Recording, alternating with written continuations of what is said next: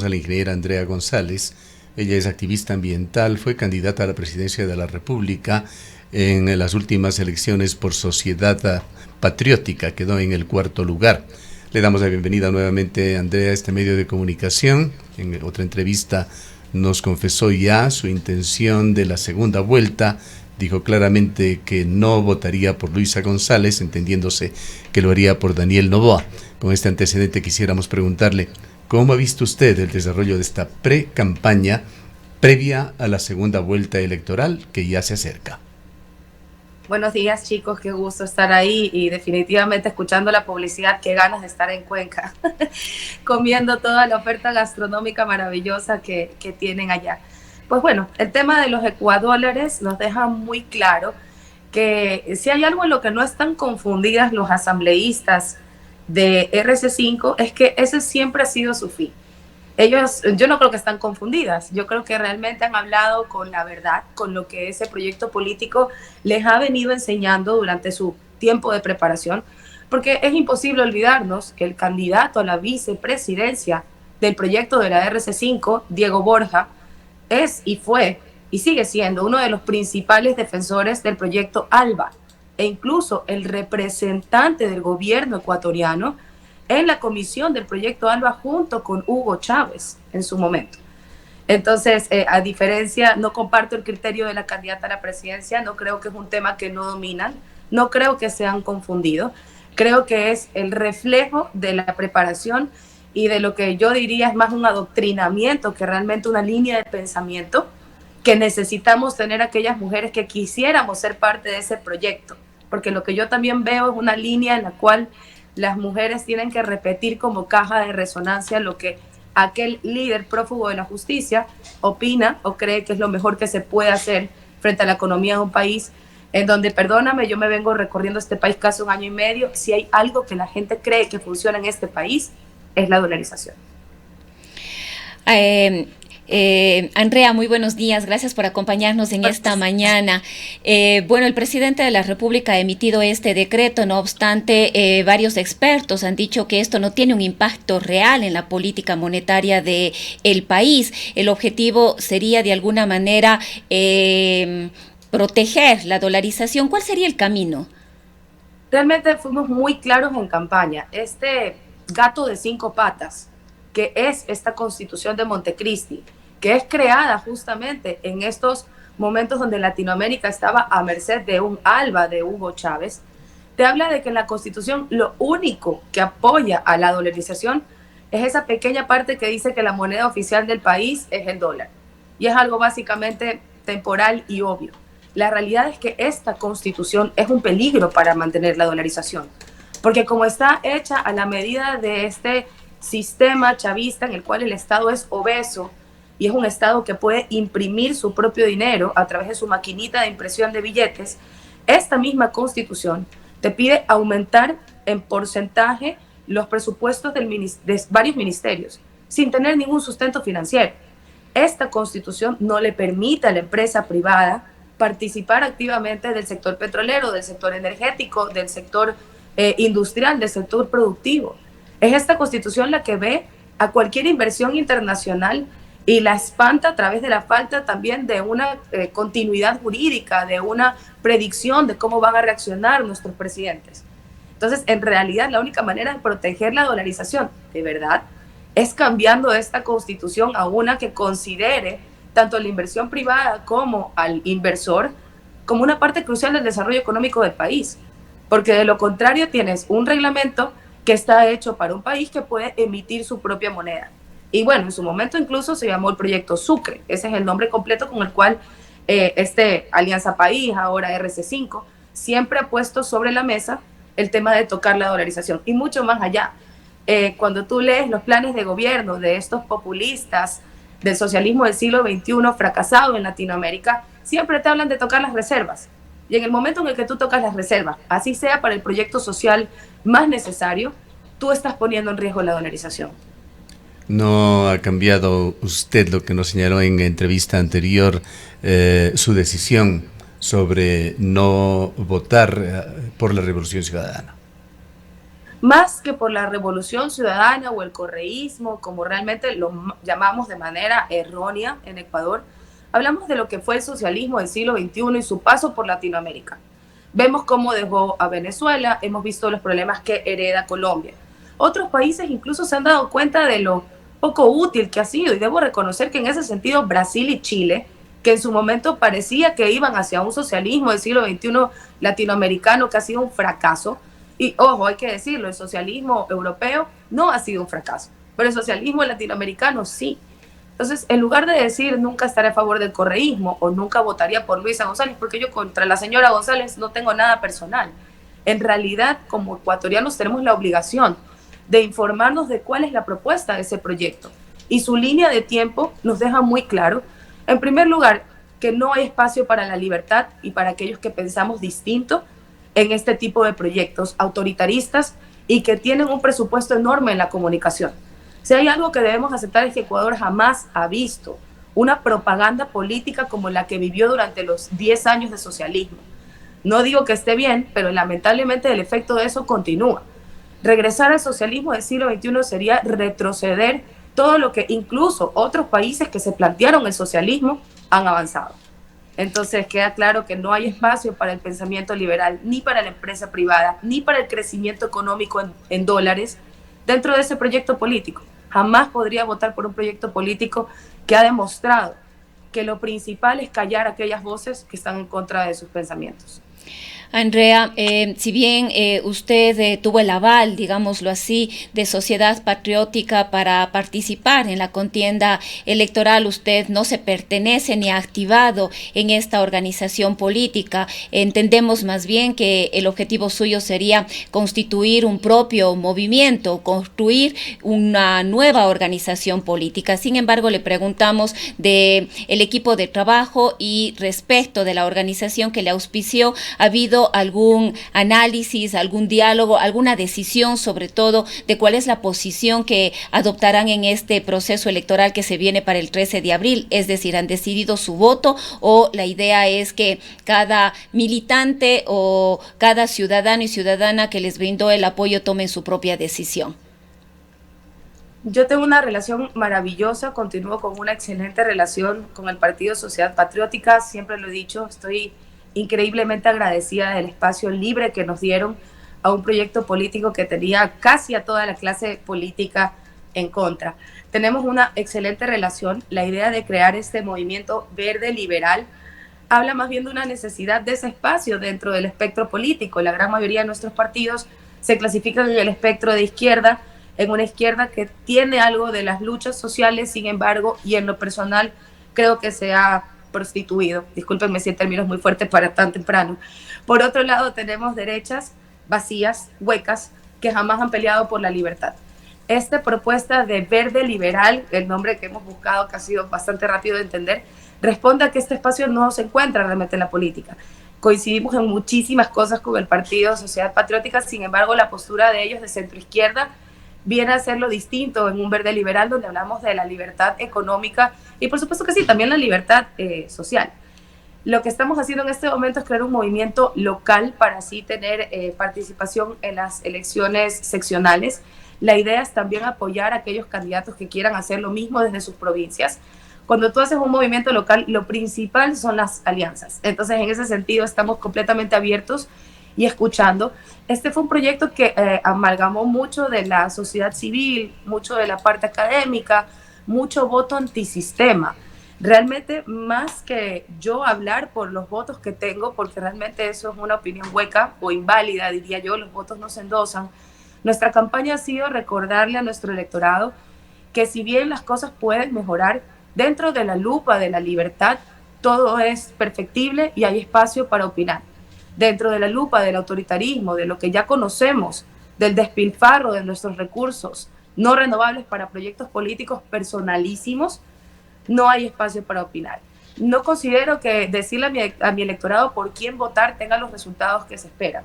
Considero que haciendo un voto que no votó por dos tendencias muy marcadas en una primera vuelta que parecía una segunda vuelta electoral, más bien trato de invocar a ese pensamiento crítico y al hecho de comprender que si bien las cosas pueden mejorar, hay un espacio para hacerlo en uno de estos proyectos y en el otro claramente no. Usted ha hablado de economía liberal, de la importancia de la función de la empresa privada en el país, que no lo dudamos, por supuesto, pero esto implica un universo de actividades, de las cuales quisiéramos tomar las más polémicas: la minería, la explotación petrolera, el extractivismo. Y quisiera preguntarle cómo encaja en su pensamiento político que lo expuso durante la campaña de la primera vuelta electoral. Tiene un alto contenido medioambiental ecológico en sus futuras propuestas de estos temas. ¿Cómo los contempla? ¿Qué reflexiones le traen, por ejemplo, dos hechos recientes? El campo Sacha, la intención de delegarlo o concesionarlo, y el derrame de petróleo que estamos sufriendo en Esmeraldas. Y lo que acababan de leer ustedes en el programa antes de que yo entre, las concesiones viales. En realidad hay métodos mediante los cuales la empresa privada puede ser parte de la construcción de un país. Te voy a ser muy, muy sincera. Ha sido un reto convencer a este país de que la empresa privada no es el enemigo. No solo por una constitución que así lo considera, sino, hay que decirlo, por los escandalosos casos de corrupción famosos internacionalmente, en los cuales la empresa privada ha sido parte y motor de la corrupción. Pero no siempre la empresa privada es la parte corrupta. Normalmente en Ecuador lo normal es que sea la parte estatal en donde se encuentra la corrupción. Y de verdad, un poco yo en forma de chiste les comentaba a mis compañeros de campaña política que Ecuador prácticamente o casi quiebra Odebrecht, porque dentro de las coimas que Odebrecht dio a los países latinoamericanos, la coima de Ecuador es la más alta, siendo el país más pequeño. Te habla ya de un sistema corrupto dentro del gobierno que busca este tipo de empresas privadas que acepten la corrupción. Y por supuesto que es lo que hay que cambiar. En el tema del proyecto Sacha, te soy muy sincera, estoy de acuerdo con que hayan retrocedido la adjudicación. Creo que es el campo que más merece tener una licitación internacional con todos los requerimientos necesarios. No hay que ser economista para entender que si a ti te cuesta $7 producir un barril de petróleo, no es negocio que te cueste más. Es definitivamente un deber que tiene el país buscar un verdadero inversor para potenciar todo lo que necesita el campo Sacha, pero en este momento y bajo las condiciones que se estaba dando la adjudicación, no estaba realmente muy satisfecha con el proceso. Me parece que es correcto lo que han hecho, retroceder. Sin embargo, en derecho, todo lo que se hace se tiene que deshacer. Es decir, solo decir que ya no va la adjudicación es lo mismo que nada. Necesitamos que eso se deshaga a nivel legal. Por otro lado, el derrame de petróleo de Esmeraldas es parte de los riesgos que corremos cuando nos convertimos en un país petrolero. A Petroecuador le hace falta tecnología de punta, más que para remediar, para prevenir esto. El tipo de sistemas donde tú, a través de la presión que sale de un codo a otro, puedes determinar si están pinchando la tubería, si hay un derrame, si se están robando parte del petróleo, es necesario. Porque esas de 2 a 7 horas, porque la información es un poco confusa, que se demoran en cerrar el codo, se ha convertido en el primer gran error desde Petroecuador. Los accidentes pasan. Estamos en una temporada de lluvia terrible y el deslizamiento de tierra siempre ha sido parte crucial del porqué de los derrames de petróleo. Sin embargo, no contar con la tecnología para poder cerrar rápidamente cualquier derrame, sobre todo en zonas tan sensibles como donde hay ríos de agua dulce que afectan a las comunidades, habla de que esta inversión finalmente termina siendo necesaria, sobre todo enfocada en la prevención de estas comunidades. El tema del desastre ambiental que está pasando en este momento en Esmeraldas necesita ayuda internacional. No podemos tapar el sol con un dedo. Veo que se han abierto los métodos para poder invitar a las ONGs, a los voluntariados. Sin embargo, me gustaría ver que el gobierno ya emita esta voz internacional. Perú todo el tiempo tiene derrames en su zona costera, que es zona protegida, y siempre recibe esta ayuda internacional. Ecuador creo que tiene que mejorar en los tiempos de reacción, tiene que dejar que la sociedad civil sea de una manera más participativa, porque lamentablemente tenemos proyectos maravillosos científicos que se quedan en un eco vacío en los pasillos de las universidades, de los hospitales, y que no reciben ese recurso que necesitan para poner en práctica estas invenciones que incluso ganan premios internacionales, como bacterias que pueden eliminar rápidamente el hidrocarburo, técnicas distintas de recolección. porque obviamente cuando esto ya está disperso, cada ecosistema merece un tipo distinto de recolección y todos son válidos en este momento. Es un recordatorio de que realmente la inversión en tecnología petrolera no solamente debe ir en cuántos barriles podemos extraer del subsuelo, sino cuánto podemos proteger a estas poblaciones vulnerables de esto. Pero quizás, Andrea, todo esto debería llevar, además, debería llevarnos al país a repensar el modelo económico y en qué fundamenta sus ingresos. En algún momento el país tiene que salir del petróleo, en algún momento el país, sobre todo frente a la situación climática que ya arremete contra el mundo, debería pensar en salir del extractivismo. No se puede seguir pensando que esta es la solución a las crisis económicas que vive el país. Por supuesto, y en parte este proyecto que, bueno, tuve la oportunidad de liderar, se llamaba Ecuador Sostenible, porque te habla que con el cálculo nos quedan 10 años de bonanza petrolera. Esto habrá comenzado en los años 60, sin embargo, no se ha sembrado el petróleo, como lo había dicho Bombita en su momento, y nosotros apostábamos por un poco sacudirle la cabeza al electorado y decir, bueno, lo que suceda con los próximos 10 años de bonanza petrolera no puede ser decisión de quien se siente 4 años en Carondelet. Nosotros, como población, debemos exigir que esos 10 años vayan a 2 puntales específicos: tecnología agrícola y educación, pensando justamente en el futuro post-petrolero. ¿Cuál es la complicación aquí? Y aquí voy a decir una opinión tal vez poco popular, pero bueno, ya no soy de candidata. La realidad es que cuando se abre la minería a gran escala durante el gobierno del socialismo del siglo XXI, mientras este líder se vestía como indígena, hablaba en quichua y se autodenominaba Mashi, se convierte en la apertura más grande o el reto más grande para un país que sí puede tener recursos mineros. Oro sabemos que hay desde antes de que lleguen los españoles. La diferencia es que los recursos van repartiéndose a través de un sistema de la sociedad o sirven para llenar los bolsillos de los corruptos o se convierten, como hoy, en el principal financiamiento de los grupos delincuenciales organizados. En el momento en el que Ecuador abre la minería a gran escala, yo me hago la primera gran pregunta que sigo teniendo problemas para responder. ¿En qué parte del país más densamente poblado de América del Sur vas a encontrar vastas hectáreas donde no hayan comunidades que vayas a afectar? Y si estas comunidades no están de acuerdo, porque hay algunas que sí, pero si estas comunidades no están de acuerdo, ¿cómo vas a hacer para conseguir el permiso internacional que hoy se pide para cualquier tipo de proyecto minero, que se llama la aceptación de esta sociedad a que van a ser afectadas? Ecuador tiene un reto enorme.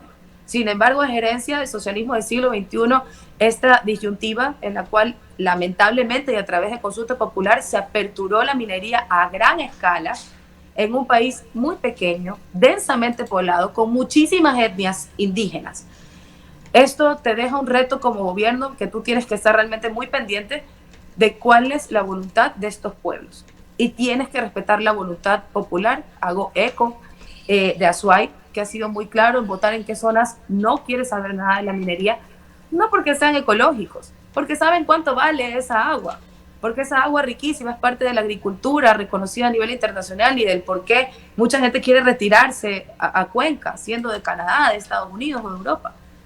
Entonces es importante entender que la minería es un reto enorme, está consumida por la ilegalidad, por la corrupción, se ha convertido en la principal fuente de ingreso muchas veces y mensualmente de uno de los carteles más violentos que tenemos en el país, los Lobos. Hay partes de la SUAY que siento que ya no son parte de Ecuador, como Ponce Enríquez. Y si no solucionamos todo esto, decir que vamos a pasar de vivir del petróleo a la minería es un craso error.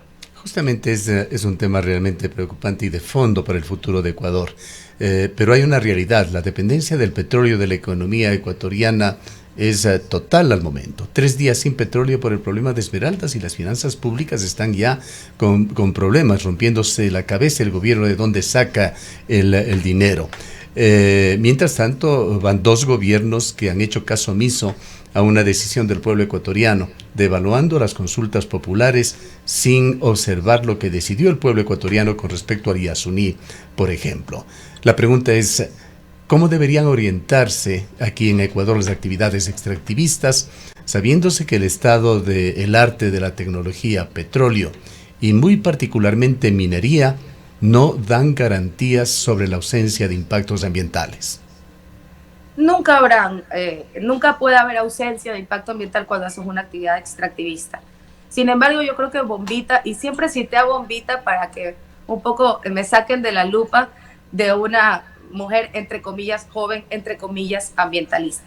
Cuando Bombita, que es un personaje totalmente de derecha, habla de sembrar el petróleo, no lo hablaba en sentido figurado, estaba diciéndolo realmente en sentido práctico. Somos un país que siempre estuvo encaminado a ser una potencia agrícola mundial. Y no por cantidad, sino por calidad. Hemos tenido que pasar casi 50 años para poder demostrarle, no al mundo, porque el mundo siempre lo ha sabido, a los ecuatorianos y a cada generación que ha llegado, que este no es un país pobre, que este no es un país que sin el petróleo no podría sobrevivir. Es un país que existió antes de que se descubra el petróleo y que seguirá existiendo después de que se acabe el petróleo. Sin embargo, cuando tú ves el cuadro de inversión tecnológica del Ecuador en tecnología para la extracción de petróleo y en tecnología agrícola, uno es el piso y el otro es el techo. Y en el piso está la inversión para la agricultura, la inversión para la educación, y en el techo está la inversión para la tecnología petrolera. Esto quiere decir que el problema no es el petróleo, el problema es qué hemos hecho con los réditos del petróleo. Si nosotros no hubiésemos engordado un estado obeso que tiene que vivir como de caja chica del petróleo, que es básicamente, yo le ponía este ejemplo a los más jóvenes en mi campaña, ¿no? Es como que una abuelita les hubiese dejado una herencia de joyas a muchos nietos, y los nietos, en lugar de ponerse una carretilla de hamburguesas o algún puesto de algo que pueda ser una inversión, usan las joyas de la abuela para pagar la tarjeta de crédito de la farra de todos los fines de semana. Esa es la relación que Ecuador ha tenido con un recurso que no se vuelve a generar, que viene a ser la joya. Y quizás, Andrea, a todo eso hay que sumarle a la corrupción. Pero por supuesto, si tenemos los casos tan escandalosos como la venta a Petrochina, como la reventa en alta mar de nuestros barriles petroleros, donde sabemos que a cambio, por ejemplo, de un Yasuní, que tan polémico como es hoy en día, porque hay que aceptarlo, si Yasuní se explotó al comienzo, también fue a través de una consulta popular. Entonces, si tú lees el historial de las consultas populares de este país, no sabes si hemos cambiado de gente o hemos cambiado de línea de pensamiento, porque cada 10 años Ecuador vota completamente contrario a lo que se preguntó en esa consulta popular. Sin embargo, es Vox Populi que la apertura del campo Yasuní viene por abajo de la mesa con un préstamo de $1.000 millones del gobierno chino al gobierno de ese momento, el socialismo del siglo XXI. Entonces, nuestro petróleo se ha utilizado más bien como moneda de canje a cambio de préstamos que fueron utilizados para proyectos personales políticos. Porque esta obra social, entre comillas, de la que hoy nos vuelven a hablar, son casos escandalosos de corrupción, de sobreprecio, de ineficiencia, de errores. Estamos hablando de una Coca-Cola Sinclair que tiene miles de fallas y un riesgo enorme de no funcionar, o una refinería fantasma. A todo eso fue a parar el préstamo del gobierno chino a cambio de ¿qué? De ser el principal lucrador, digamos así, o el que pueda sacar la mayor cantidad de dinero de explotar nuestros campos petroleros. Entonces, la relación que hemos creado con el petróleo es tóxica. Hay otros países que lo han manejado mejor, hay otros países que han podido utilizar el petróleo para salir de su desarrollo.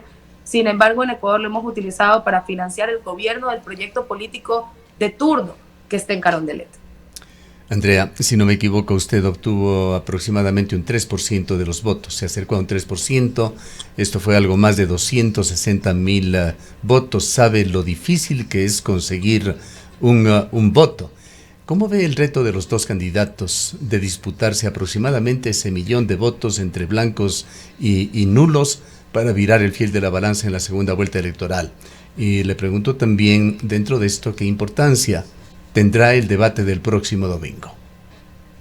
Bueno, soy una persona que cree que el debate es lo más enriquecedor dentro de una campaña política, es escuchar justamente de ideas y no de personas. Lamentablemente la política del país no te da para tener un debate de ideas, suele girar en torno a las personas. Definitivamente es un reto. Lo que le toca ahorita a los dos candidatos, a pesar de que no te comparta absolutamente nada con la otra candidata, voy a ser un poco más estadista. Ambos tienen un reto enorme porque en este momento la política ha cambiado mucho y se habla mucho de causas. Las causas son lo que al final del día te va a llevar a conectarte con un electorado indeciso, con ese nulo, con ese blanco, con ese antisistema, con ese que tal vez ni siquiera está empapado en la narrativa y no quiere escucharlo, porque el hartazgo político también existe. Es importante conectarse con una causa. Hoy son electores mucho más de personajes, de personas. Mostrarse infalible, todopoderoso y omnipresente, hoy no suma para un personaje político que se busca más bien que con sus defectos y sus virtudes sea una persona real y sobre todo tal vez de alguna manera predecible. Creo que es el reto más importante para esta segunda fase de la campaña política, conectar con una causa, ser reales, aceptar los errores no te convierte en débil, te convierte en una persona real. Y en una narrativa tan bulliciosa como la que tenemos en la política ecuatoriana, lo más eficiente es demostrarle al pueblo ecuatoriano que tú eres una persona real. Entonces, siempre el debate pesa. Tengo entendido que el formato del debate va a ser prácticamente una opción múltiple. Me parece terrible. Creo que se pierde la oportunidad de esos debates que escuchábamos antes, como el que fue en su momento el de Borja con Leo Pérez Cordero, ¿no? Me encantaría que regresemos a ese formato del debate. Sin embargo, creo que el tiempo y la cantidad de temas que tienen que cubrir los obliga a tener estos formatos difíciles de entender para aquellos que nos gusta debatir, porque en realidad, siempre lo he dicho, no tengo ningún problema con la izquierda, me encanta debatir con la izquierda. Mi problema es con el socialismo corrupto del siglo XXI. El reto es ese, conectar con un electorado antisistema, apolítico, que busca una persona real, que tenga una causa real. Si no logran hacer eso, va a ser complicado que ese voto nulo, que está fuerte, porque los escucho, pueda tomar una decisión que beneficie finalmente al país. Bien, para finalizar, está de más preguntarle si vas a seguir en política a lo largo de este diálogo, lo ha dejado ya entrever. ¿Cuál es el futuro? ¿Por dónde va a orientarse? ¿Están generando un nuevo partido, un nuevo movimiento? ¿Continuará alguna relación con Sociedad Patriótica? ¿Y cuándo se darán los primeros pasos con miras a lo que venga después de este periodo constitucional? Estamos en proceso de crear este movimiento local en miras de participar para una alcaldía de Guayaquil. Creo que la alcaldía de Guayaquil es un motor importante en el progreso del país. Siento que esta alcaldía, así como le ha dejado cosas buenas a la ciudad, le ha heredado muchísima corrupción política a la historia del país. En realidad vemos una papeleta presidencial con muchos monos, como decimos acá, y sin embargo no tenemos candidatos que brillen para una posible alcaldía. Estamos pensándolo, nos encantaría hacer de Guayaquil un Guayaquil sostenible, un primer piloto para poder continuar con este proyecto político. Siempre les he dicho, esto no es cuestión de solo, es un coro. Creo firmemente en el empoderamiento de nuevos líderes a través de una propuesta clara. Ser verde y liberal nos ha abierto muchas puertas de diferentes generaciones, de diferentes posiciones, incluso ideológicas, y pues vamos para allá. Bien. Le agradecemos mucho por su presencia. Muchísimas gracias a ustedes por el espacio. Declaraciones de la ingeniera Andrea González. Ella es activista ambiental, fue candidata a la presidencia de la República por Sociedad Patriótica, quedó en el 4º lugar en la primera vuelta electoral. Son las 8:11. Cuando abrí mi ferretería tenía poquito.